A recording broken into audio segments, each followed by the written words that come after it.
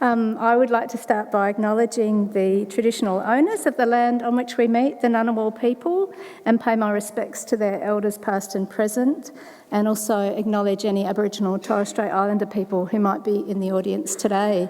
And I'd just like to add to VJ's comments, we've been doing some work at NARI where we went into remote Aboriginal communities which run art centres. They're actually community-run art centres for older people, with the intention of we knew they were already doing a lot of things to support older artists. So what we wanted to do was go in there and help them to understand better how the aged care system works to enable them to get funding through becoming registered providers. Well, we couldn't have been more wrong in our understanding of what was needed and what was happening. I mean, what was happening was there was a lot of support for older Aboriginal people who were artists in the art centres, but actually what was more important was the contribution that these older people were making to the community. So really, actually, they turned our thinking around rather than thinking about what can we as a community be doing for these old people. It was really about what these older artists are already doing for their community. And I guess what we came away was a little bit humbled, but mostly really invigorated, because there's a lot that can be learnt from the way that communities are supporting older people and older people are supporting communities that I think we can start to apply to new models of aged care, which, as we all know, are sorely needed. So not all of you will know who the National Ageing Research Institute is, so I'm the director, as Erin said. It's an independent medical research institute, one of about 43 in Australia, but it's the only one that's devoted to researching issues associated with ageing and older people. We span clinical and social health issues for older people with a strong emphasis on translation into policy and practice, so it's very applied work. We also provide an evidence base and do quite a number of evaluations that inform or evaluate government policies and programs. And we kind of sit in a slightly different position to most universities in that we kind of sit in the interface between academia and the aged care and healthcare system, and we're also really highly networked with older people themselves. We take a co-design approach to our work and also an inclusive approach, recognising the full diversity of our older people. And we've been around for over 44 years. Next slide, please. So fantastic to see this national strategy and the work that we're doing over the next 2 days to bring it to life. I was really interested in the approach to healthy ageing, the principles there of adopting a life course approach, addressing key risk factors, but also thinking about the diverse needs of older women. And also this cross-cutting themes of investing in research, strengthening partnerships and achieving progress. So today I'm going to focus on 3 different themes: dementia and cognitive decline, mental health and family violence. And I have to say, having the gig on ageing is a bit challenging in this environment because we've just had mental health, we've got family violence happening up there. The only one that's unique probably a little bit is dementia and cognitive decline, but that may well also be covered when we start talking about chronic diseases. But I'm going to look at them through the lens of the strategy, through life course, thinking about risk factors, and also talking a little bit about diversity, and give you some examples of research that we're doing in each of these 3 areas. Older people are just as diverse as any other group in our population. We have about 25 or more % of older Australians who are born in a non-English speaking country, and 16% for whom English is not their first language or they don't speak English well or at all.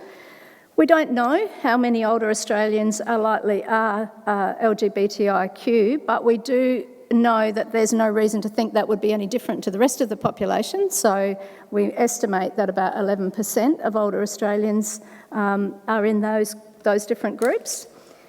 Over half older Australians live with a disability, and when you get to older age groups, 63% are women. So if you think about 65 plus, it's still close to 50-50, but in the older age groups there are a lot more women than there are men.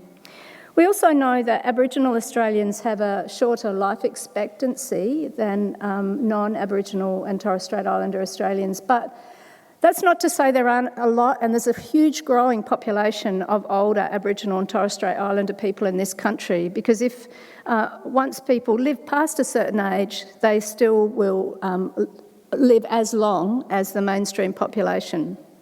So the first topic is dementia and cognitive decline. Jane talked about why do we focus on women's health, and it's because for some things women are more likely to experience these conditions than men, and this is one example. Dementia is the first leading cause of death for women, whereas coronary heart disease is the leading cause of death for men. And as you can see, women in general live longer than men. So that estimate is if you were born in 2018, you're likely to live to 84.6 if you're a woman and 80.4 if you're a man. But if you've already turned 65, your life expectancy is quite a lot longer than that. We know that 70% of Australians with dementia live in the community, and 84% of these have significant disability, and also that 30% live alone. And the reason that I've drawn attention to this is that we often think that older people, particularly living with dementia, are living in residential aged care facilities, but actually that's only quite a small proportion of older people, including older people living with significant disability. So who's caring for them? Often it's women, but once you get into the older age groups, it's actually more likely to be men. So because the women live longer, they're actually more likely to be cared for by a spouse, by their husband, than in earlier age groups. But if you think about all adults, then women are much more likely to be carers than men. Next slide, please. So when we think about a life course approach to cognitive decline and dementia, we're really lucky that our colleagues from all over the world, led by Jill Livingston, have recently looked at a life course approach to understanding the risk factors for dementia. And this is a population attributable risk.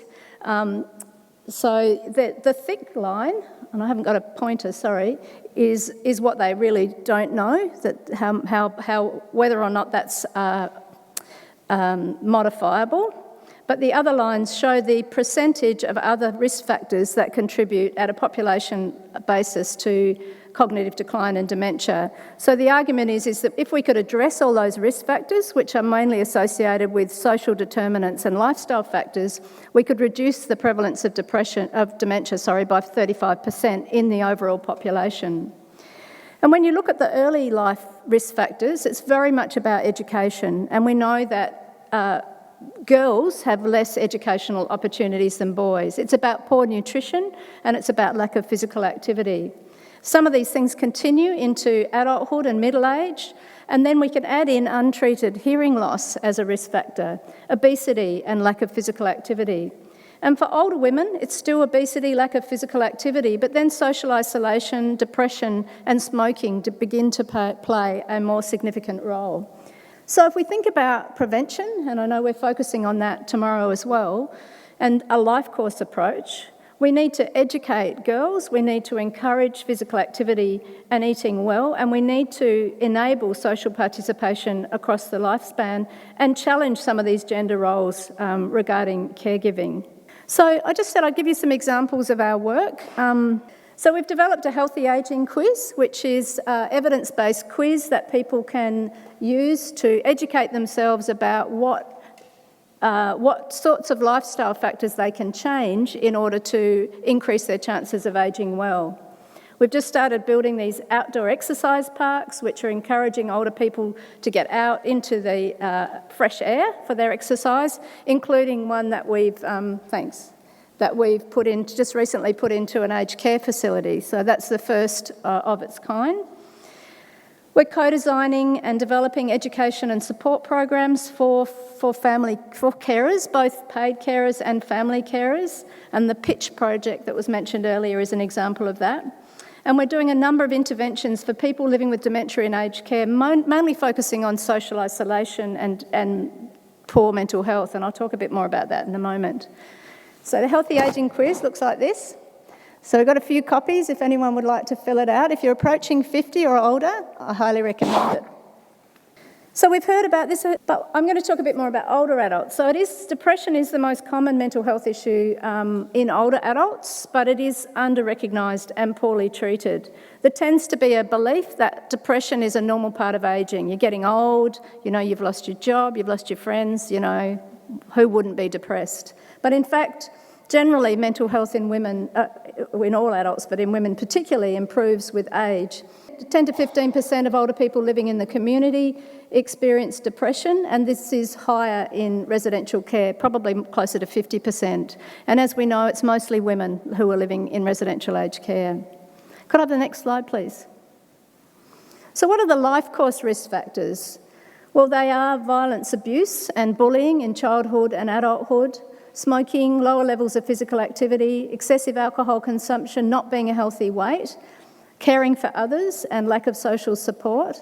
And in older age, the risk factors are more associated with poor physical health and having chronic health conditions. Chronic pain is a risk factor, side effects from medications, grief and loss, social isolation, change in living arrangements, particularly when people go into a residential aged care facility, it's a high risk time for depression, and admission to hospital. So if we want to reduce the risk factors, again, drawing on the longitudinal study of women's health, some of the life course things that we can do is actually continue education up to age 40. So that's what they found in their cohort study, that women who continue education through to middle age actually have less experience of mental health problems and depression. Having adequate social support, adequate sleep. Again, in our mental health workshop, there was a lot of talk about the lack of sleep that you get when you're a carer, when you're a mother. Having adequate physical activity, general health, good general health, and avoidance of violence. Then when in older age, it's about keeping in touch with family and friends and involving yourself in the community. Having enjoyable activities that provide a sense of achievement, a work-life balance or leisure balance, and still keeping healthy by eating well and exercising. Could I have the next slide, please? So we've been doing some work in this area. We've taken a behavioural activation approach to social isolation and lack of activity in residential aged care. I'll tell you a bit more about that in a moment. We've got befriending programs, again, in residential aged care.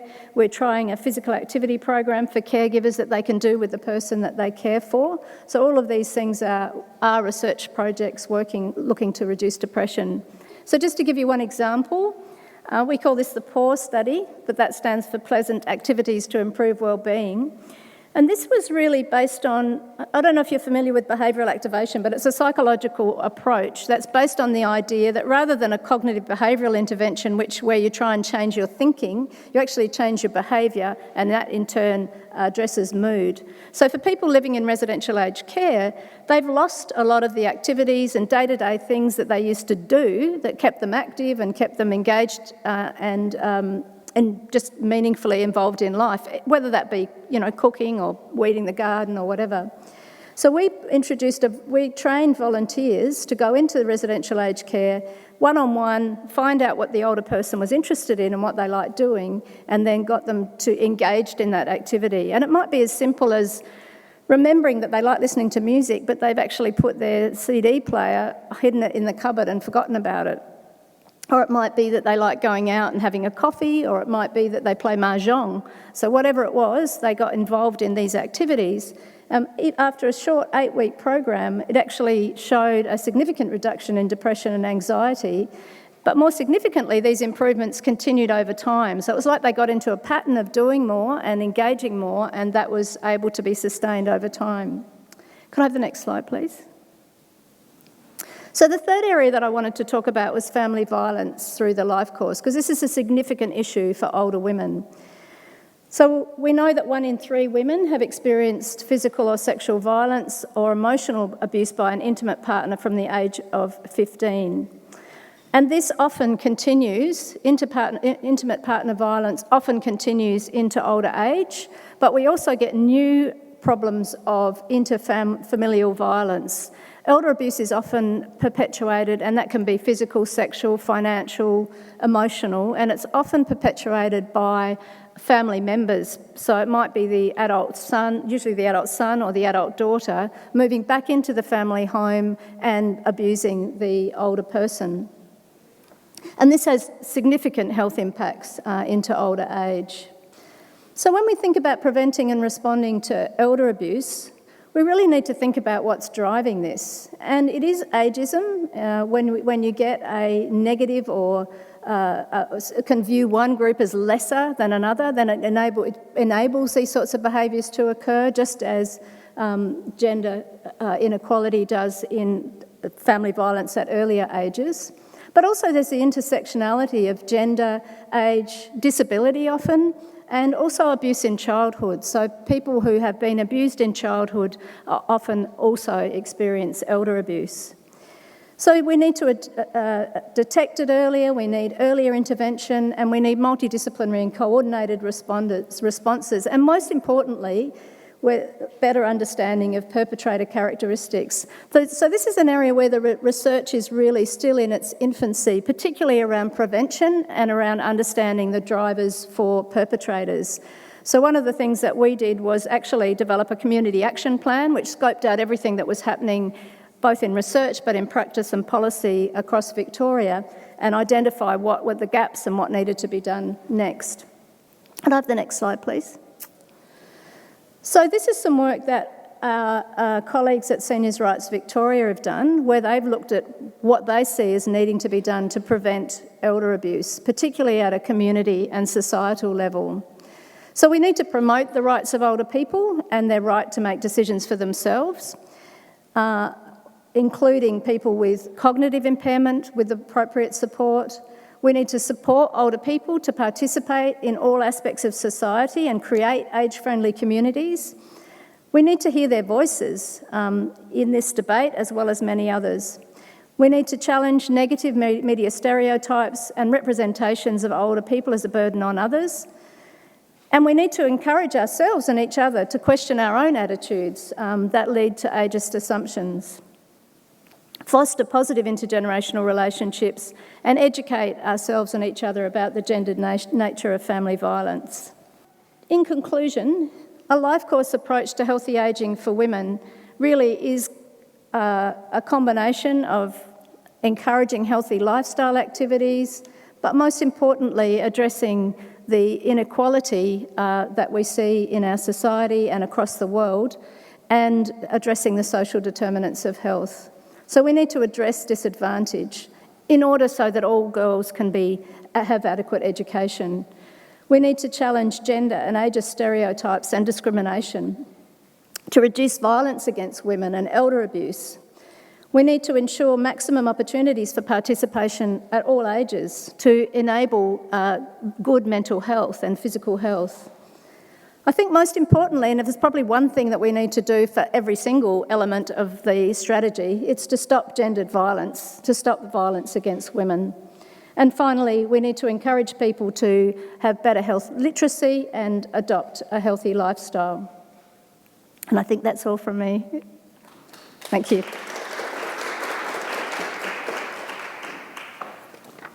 Thank you very much, and thank you to Jean Hales for the generous scholarship/travelling fellowship, which will enable us really to highlight what I think are really important issues. So what I'm going to talk about today is one aspect of healthy ageing that really does impact on older people and older women in particular.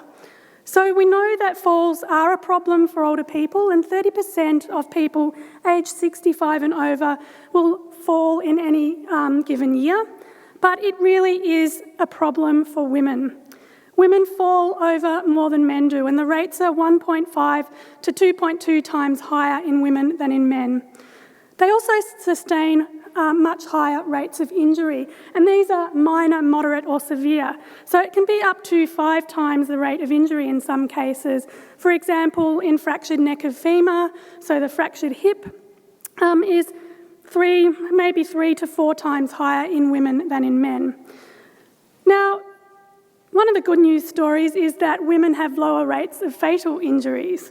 So I guess, when men fall, they seem to do it in a much more severe way. But we also have a problem of the higher prevalence of fear of falling in women. And this is something that's very under-recognised, and it can contribute to issues such as a lack of activity, social isolation, and a downward spiral that, exacerbates any physical, any psychological issues that women may experience. Now, there's a statistic that you might not know, is that more people fall over and die in Australia than they die from transport accidents. And when we think about the narrative of transport accidents and what should be done to prevent that compared to what should be done to prevent falls, I think there's a very strong element of ageism and sexism in what's happening there. And what struck me even more was when I looked at some figures that were put out by the AIHW, looking at the causes of death, we can see on the left-hand panel, for women aged 85 and over who have not used aged care, accidental falls are the fourth leading cause of death, behind dementia, cerebrovascular disease and coronary heart disease. And for women 85 plus who have received the lowest level of support at home, falls are also the fourth leading cause of death. And I think that's quite striking that we really don't have, policy and practice approaches that really target these two groups. Now, what we do have in this area is actually a whole lot of evidence about what's effective to prevent falls. And we know from randomised controlled trials, systematic reviews and meta-analyses that exercise, especially exercise that challenges balance and consists of 3+ hours per week of intervention, can reduce falls rates by around 40%. The evidence is clear. There's no more trials that we need to do. But the problem is, falls rates have not changed in decades. We've had very little impact at the population level, and I think there are a number of reasons for this. And I picked this picture, this image, because I like the colours, but also to show that the person is doing ineffective falls prevention exercise. You need to do balance and strength training, not upper limb training. Yeah, I think that we've ignored hard-to-reach groups. We haven't had translation of evidence into practice. We haven't had a coordinated and targeted approach. We don't have effective pathways to access evidence-based interventions. And there's been very little early intervention. It's predominantly focused on high-risk cohorts. So, I suggest we need to take a life course approach and consider the continuum of balanced performance across the years. Traditionally, people have received intervention when they're at high falls risk or are at the frailer end of the spectrum. Ideally, what we see in the lower diagram is that we target interventions at active older people, and I'd suggest even earlier. We need to be targeting interventions for women in their 40s because our balance starts to decline when you turn about 40. So everyone here who's 40 and over probably should be building up their balance bank, if you like, in a similar way to how you should be building up your bone bank to ensure that later on down the track, your performance will be better. I think we need interventions at key transitions. So, for example, when you turn 85 and receive community aged care would be an ideal time to have targeted intervention. And my mum's turning 85 next year, so maybe she should take some advice from me and start early intervention, but I'm not sure that she will, as your relatives are the hardest people to convince. And as I said, early intervention that occurs in midlife. I think we could even take it further back into childhood, and knowing now that the 85-year-olds were actually more active in their childhood than the current children. So I'm not sure what's going to happen in 30, 40, 50 years' time. We need to address key risk factors. Often in the falls prevention space, we refer to individual falls risk factors. They're the things that you can do to stop yourself from falling over, such as having the right glasses, wearing appropriate footwear. But I think we need to take a much broader societal, social perspective on addressing the risk factors to uptake of evidence-based interventions. And so these are things around legislation, policy, appropriate funding for campaigns to highlight this important issue. I could talk about this for probably half a day, but we've got 10 minutes. And finally, I think we need to better manage the needs of a diverse population. And this is one area where the research is actually lacking. We don't really understand hotspots. I heard that term mentioned today, hotspots of where we could effectively target interventions to have the best reach. And I know New South Wales, you can collect or you can access data about falls according to geographic area, but that data is not available in other jurisdictions, for example. And I think that would be really useful to look at where rates of falls are particularly high and then look at targeting interventions at a more sort of, not a whole population approach, but that smaller geographically based population approach. We don't really know a lot about what works for culturally and linguistically diverse groups because they're mostly excluded from research. And we do know that we need interventions that are culturally appropriate and culturally preferred, but until we have more research into what that actually looks like for this particular type of intervention and for the particular understandings about falls within those groups, we won't be able to effectively see reductions of falls in those groups. So I think we've heard a lot about biology, the biological determinants and the social determinants of health in our previous session on mental health. I think in the falls prevention area, we understand a lot about the biology, but we have neglected the social determinants of health as it relates to falls prevention. Thank you.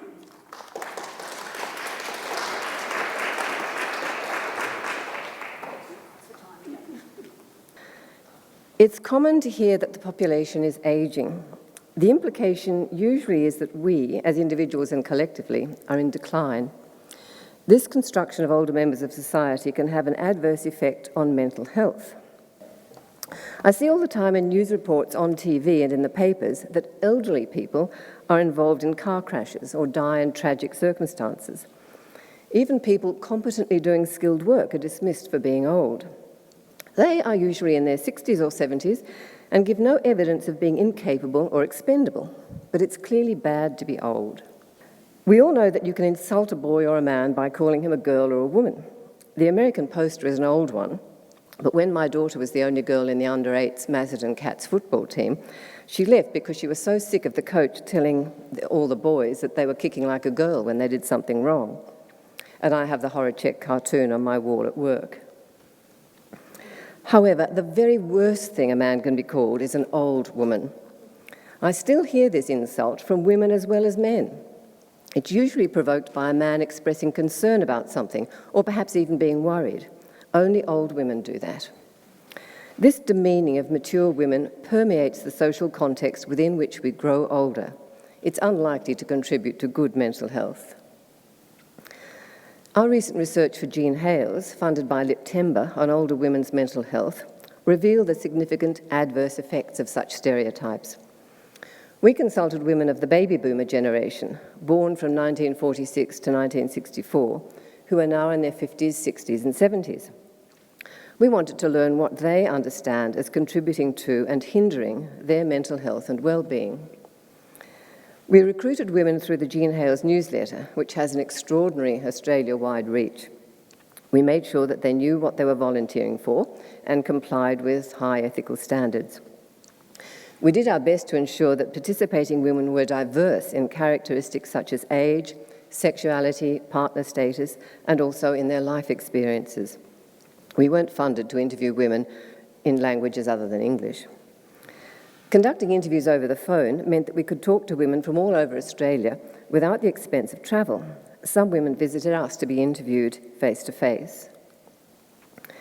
Jane and I interviewed 18 women who spoke to us at length and in detail about their lives and their perceptions of the world in which they lived.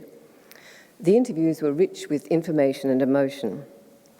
The women came from urban and rural areas in Victoria, New South Wales, Queensland, South Australia and Western Australia. 10 women had a male partner. 5 women had been widowed or were divorced, including one woman whose female partner had died.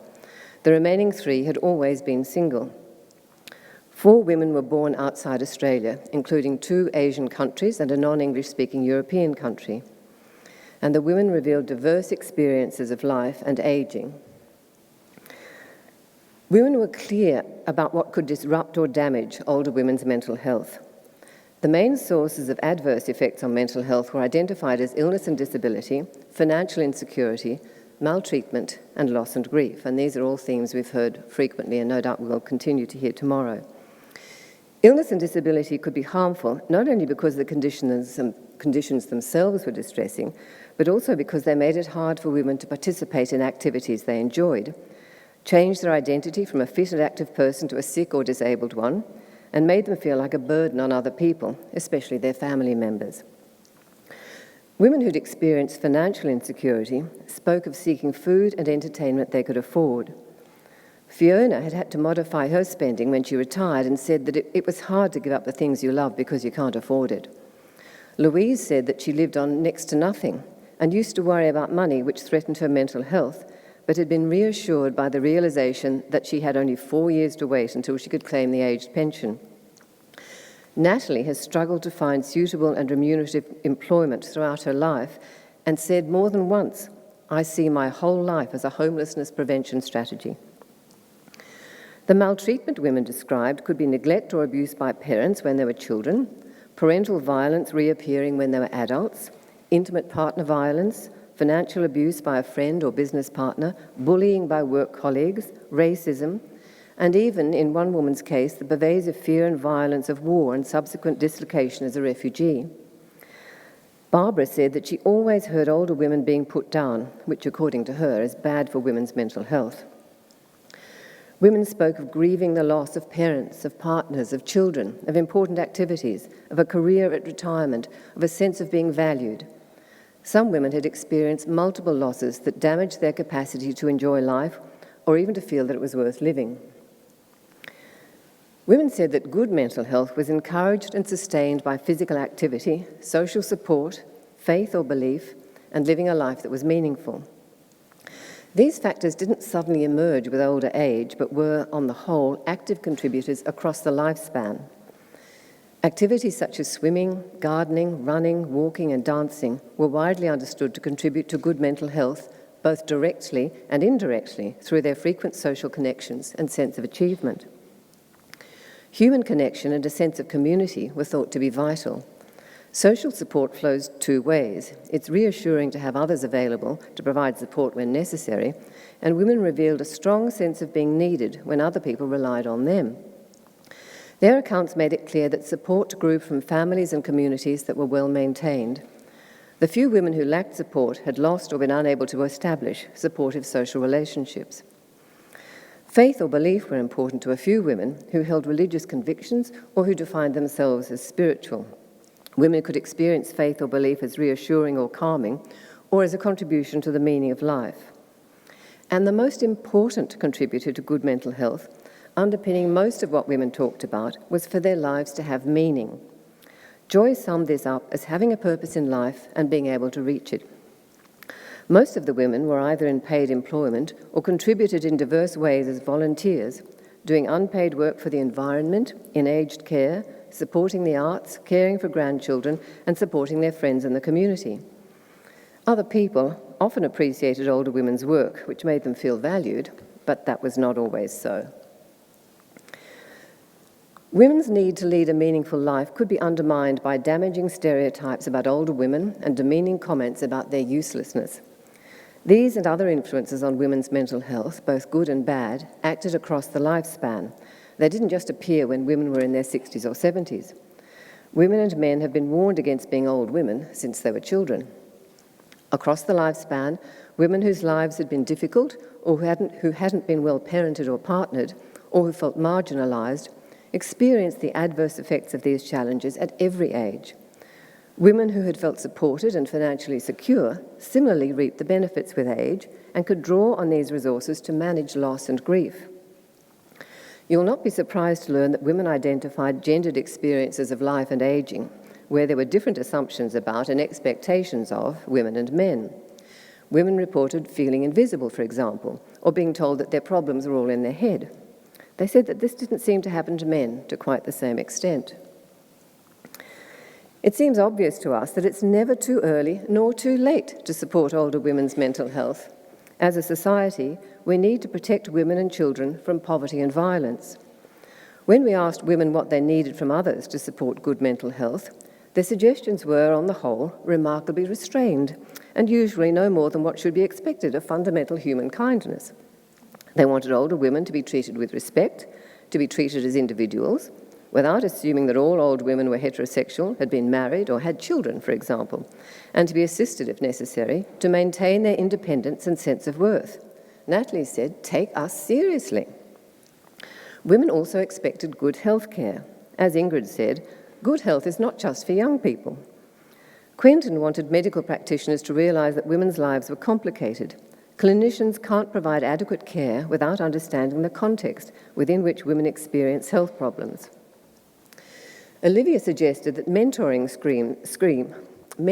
schemes should be developed so that older women could pass on their skills and knowledge to younger people. Women valued and were contributors to University of the Third Age. These activities were part of women's desires to change the stereotype of the older woman as a burden on society instead of a valued contributor. It was suggested that governments and other organisations could contribute to this change through informed and active policies and advocacy. And I know that's what we're here to do over these 2 days. Optimal mental health is central to full social participation. If older women experience a state of well-being in which they're able to use their skills and capacities, feel valued, enjoy gratifying relationships, and are enabled to continue contributing to communities and society, this not only improves their quality of life, but benefits Australia as a whole. Thank you.